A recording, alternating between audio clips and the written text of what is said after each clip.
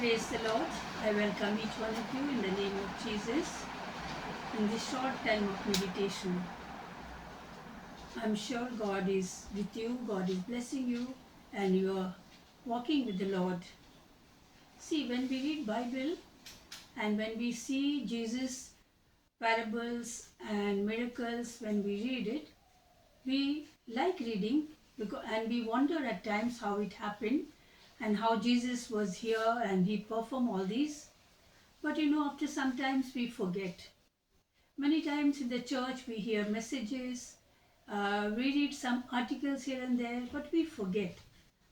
But Jesus wants us to read over and again the Bible so that we understand what He wants to know, that we should know all these things.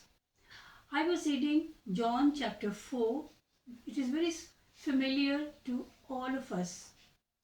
It's about the lady, the Samaritan lady, who was sitting in the Jacob's well, who came to take water, to fetch water in Jacob's well, and that time Jesus was sitting there. Actually, Jesus was going from Judea to Galilee, but he changed his way. He said, I will go through Samaria. And we came to Samaria. Then he was thirsty. He sat near the well, and this lady came to Jesus, and Jesus asked her water. And we know the conversation and everything we know. But just I want to see and tell, and what I understood, that Jesus was telling all about her past history. And she was amazed. She was wondering how this man can know about my past history, that I had so many husbands and I'm in sin. But Jesus did not condemn her anyway. He said that you have come to take water, but I will give you the water which you will never thirst. And she was so happy that she asked him, are you a prophet? Then Jesus said,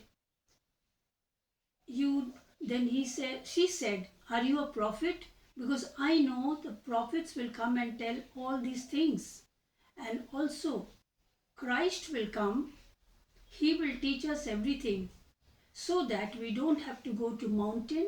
We don't have to go to Jerusalem to pray. Jesus said, I am the one, the Christ, who was supposed to come. And she was so happy.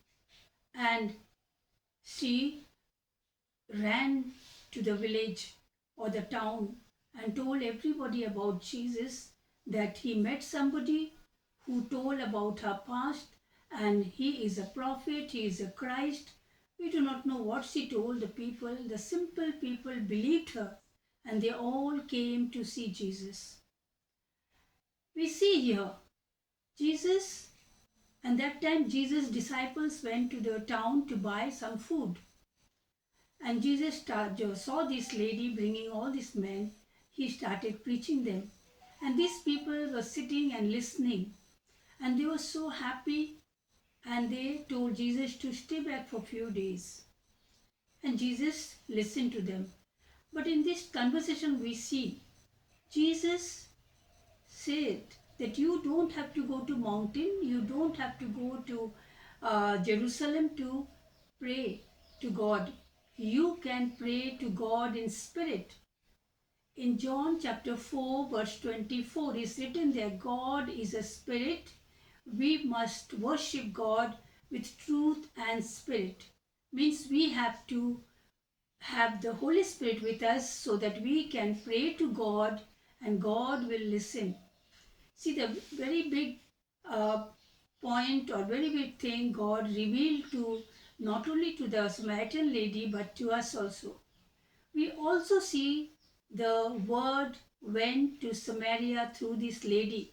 She was the messenger of Jesus, spreading the word of God about Jesus in the Samaria. She was the first one, and the Samaritan came to know about Christ. That is why they told some people, Jesus, to stay back for few days. Also we see when the disciples went to market to buy food for Jesus. They came back and they saw this lady was talking to Jesus. Then they said to Jesus, "We brought the food." That means it's written in the Bible is meat, that means it is a food. Then Jesus said, "My meat is here. You do not know.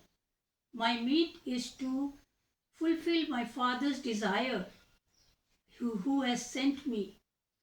See, we human beings, we think food means he was hungry. He was not hungry. Jesus was waiting that how his word will go and his kingdom will come, because God has sent him for this particular purpose.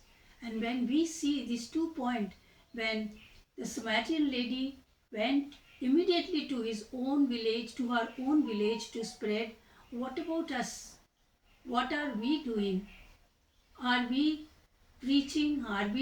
We don't have to be a preacher or a pastor. Our life will show that Christ is living in us. Our behavior, our love, our concern, our sharing things. People will know that we are different in this world. Jesus want us to not to become a preacher. All cannot become a preacher and pastor, but through our behavior, our love, our concern, our talking, that will teach. That is why we see the Samaritan lady, though she was such a big sinner, people you knew about her life, but nobody condemned. Even Jesus did not condemn her. He took that sinner lady and used for God's purpose. That is why we all are sinner. God is telling us that we can do God's work in our own way, in our own place. Second point, we see the disciples were with Jesus. They were also seeing the miracles Jesus was performing, but they did not open their mouth to say anybody or preach about Jesus. Yes, they did it when after the resurrection of Jesus, where Jesus went up to heaven, then they started their work. That is later on. But immediately this lady started the work. So Jesus wants us to do that. Also, we see Jesus is telling his disciples, see, looking at the Samaritans crowd, Jesus telling them, look at the field is ready, you have to harvest. Jesus is telling them, telling all of us that though the seed has gone, the preaching is going on in every places, we have to work for it. We have to do this work, continue this work. We don't have to leave God's work which He has taught us. Then another important point we see here, God is telling His disciple and He's telling us also that Jesus' kingdom is going to come. For that we have to work for it. But he also said in John chapter 4 verse 38, he's saying, I have done this work for you. Now you have to continue. You have not labored. When we look back, how we got this word, the Bible, when we look back in our ancestors, we think that Christianity came and the British came. I think it is not right. Christianity came when St. Thomas came in South India. We do not know why the words were not spread out. He was killed, murdered, we do not know. I don't go for any history. But I know the British came to do a trade, a business with India. But when they realized that Indians were not educated, they cannot understand the language, then they opened the school. Then they taught them how to work. They were sick. People did not know. They used to live on super stations. So they started the hospital. And later on, British realized that they need to be known about the Jesus. Then they started the mission work and they brought the missionaries to India. Jesus is telling us here, the missionaries has done a lot of work for us. They have done work easy for us. They have made churches. They have made NGOs, societies, the different organizations, different medical colleges. schools, hospitals, they have done it. But their main, all the missionaries, they had the main aim was to spread the kingdom of God, God's word to be spread. And many pastors and preachers doing that, they are doing God's work. But many of them, they are instead of doing preaching, expanding or expansion of thy kingdom, they are expanding their own kingdom. They want to become the king of that kingdom. We don't have to look at people. We have to see Jesus. We have to look at the way He did for us, the way He has given us the word, and so beautifully He has given us very simple way. When we read John chapter 4, each word is so clear to us. The conversation between the disciples and Jesus, we see in chapter 4, verse 31, 32, 34, we see Jesus is telling us it is time for us to wake up and do God's work. Sing for God, read God's words, spread God's words, teach our children God's word when we are walking, when we are staying at home, so that our life will change. Children will be changed, our society will be changed, and that is the way we spread our gospel, so that our kingdom may come, Jesus' kingdom may come. For that purpose, God has sent us to this earth. These all the parables, all the miracles, whatever it is done in the Bible, we see and we read. It has a meaning which Jesus wants us to know, and not only know, He wants us to follow it. How we can follow? We can follow by reading His word. We have to know the word by heart.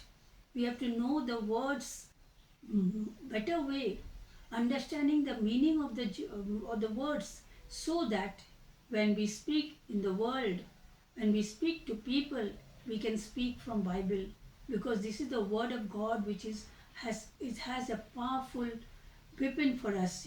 We have nothing. We have only holy words written by the Holy Spirit, by His own people, and also we have the gift of Holy Spirit. These two things, if we have, we can win the world. We don't have to look at anybody.